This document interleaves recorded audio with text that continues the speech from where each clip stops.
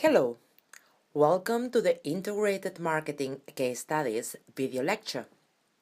In here, we're going to take a look at a few campaign examples that illustrates how integrated digital marketing works and how it can work with traditional media as well.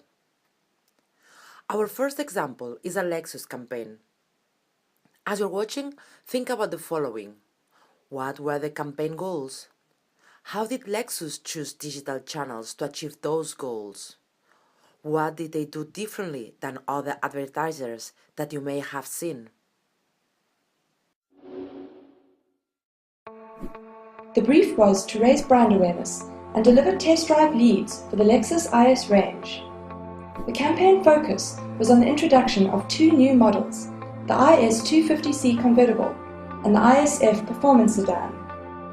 The brief required the inclusion of a halo interest in a third model, the standard IS sedan.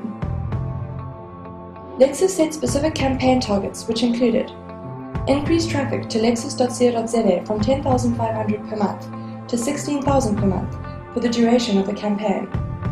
Rich media engagement time of 25 seconds. Overall lead generation target, 1,408 test drive requests.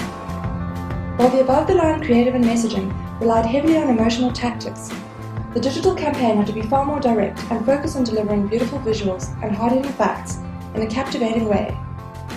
Showcasing three very different vehicles within the same environment was a challenge. The solution was a consistent prism effect that was applied whenever the user switched between the different IS models, showing users the two sides of Lexus that they had likely never seen, convertible and a performance sedan. Flash banners featured beautiful visuals and hard-hitting facts, while rich media banners made use of the prism effect to illustrate the two new sides of the Lexus IS range. Every rich media banner expanded to a nano site, allowing users to switch between models and explore snippets of content, video, images, and sound. The banners drove traffic to the campaign site and heavily pushed test drive bookings. The campaign site mirrored the prism effect. The user could flip through the various models and discover detailed info about them. The ever-present call to book a test drive tempted the user to take the experience into real life.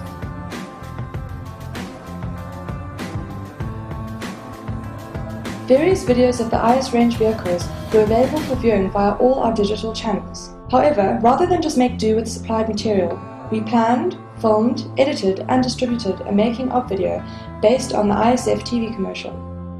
The video attracted a phenomenal number of online views, which resulted in the video being showcased in the media.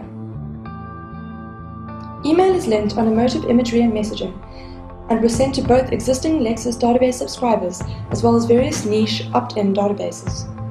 The recipients were able to book their test drives at the click of a button or visit the campaign site for more information.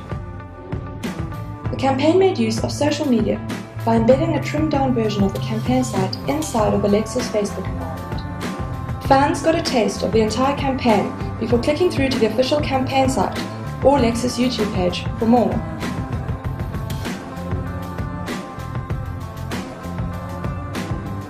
Traffic to lexus.co.za doubled for the duration of the campaign. Rich Media achieved an average engagement time of 78 seconds, some as long as 200 seconds, and 1,420 leads were generated. As the numbers show, the IS campaign was an incredible success. The results delivered were way above the client's lofty expectations, making this their most successful digital campaign to date.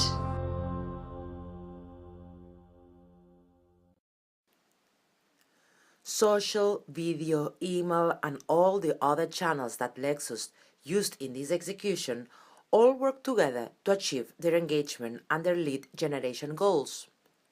Each channel that they choose was in the plan to help achieve that goal. One interesting thing that Lexus did in this execution is that they didn't just put their TV ad online, but rather they created a behind-the-scenes video, letting people to participate in the process of making that TV ad.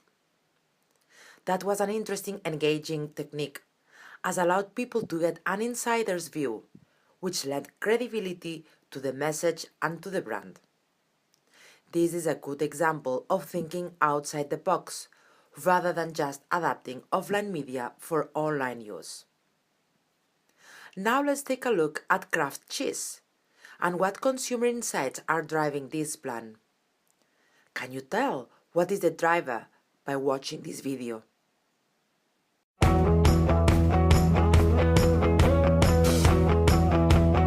People love cheese. They join cheese groups on Facebook. They scour recipe sites for the best cheese recipes at home and when they're out and about. And since craftfoods.com is one of the most visited recipe sites in the world, our goal was to make sure we delivered an experience that aligned with our target's love affair with cheese. Because spending quality time with her online would make it easy for her to choose us in the grocery store. Make Something Amazing brought together Kraft Foods' roster of cheese brands and gave us a chance to inspire her imagination when it comes to recipes. So we brought our cheese to her digital world. Now she can find us at home and on the go, whether it's in places like our Make Something Amazing site on craftfoods.com or across popular social destinations like Facebook, YouTube, and even Pinterest. And she will be inspired by our recipes through vibrant visual experiences, something never possible until now. She may even add her own spark and be the inspiration others needed to make something amazing.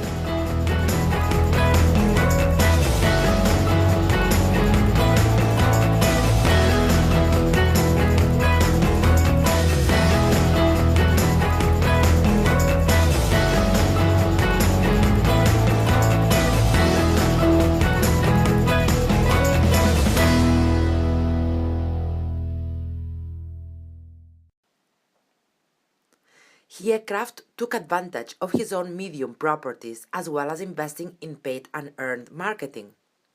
They targeted the social media platforms used by their audience to find recipes and search for related content, then created and provided the content that was relevant to that audience. It is important to highlight that the brand could remain top of mind thanks to the visuals which were consistent across channels, which was key for in-store purchases. Finally, let's look at an example from South Africa that incorporates both offline and online media.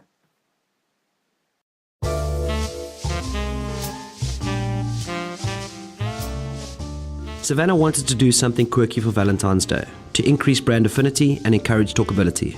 To kick things off, they required an integrated campaign that would generate active consumer participation. We presented the Lemon Lovin' concept and decided to launch the majority of this campaign on Facebook, as we'd already grown an active online community. Lemon Lovin' encompassed various aspects. Savannahgrams. This was the competition element of the campaign, which encouraged users to nominate their loved ones to receive a Savannahgram in the form of a personal serenade on Valentine's Day. The teaser video.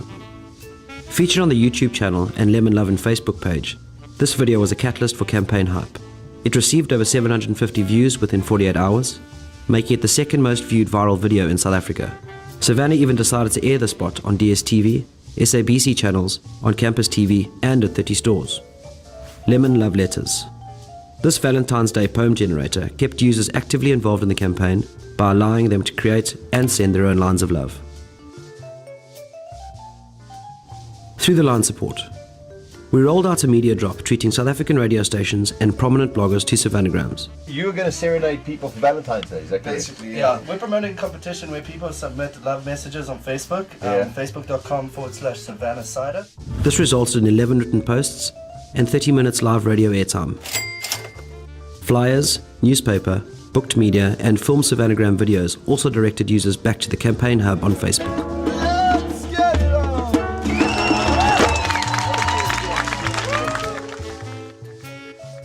42,000 people visited the Lemon Lovin' tab, 268 competition entries were received.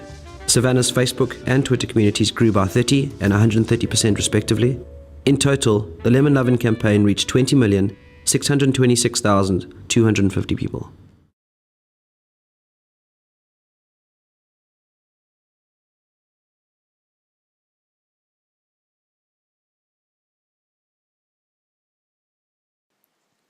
Let's recap what this execution was about.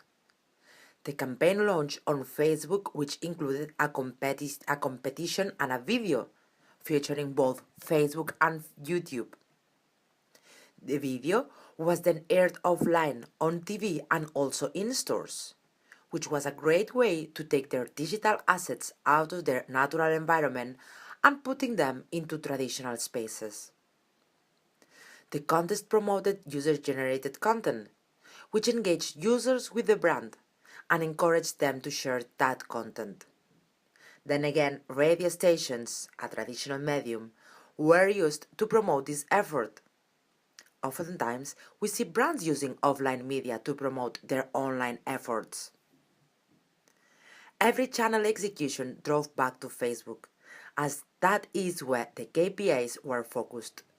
So this is a great example of everything working in concert to achieve the overall goal. And they did so by sticking to the strategy across the channels. And that is how we achieve success in digital marketing. I hope you have enjoyed this lecture.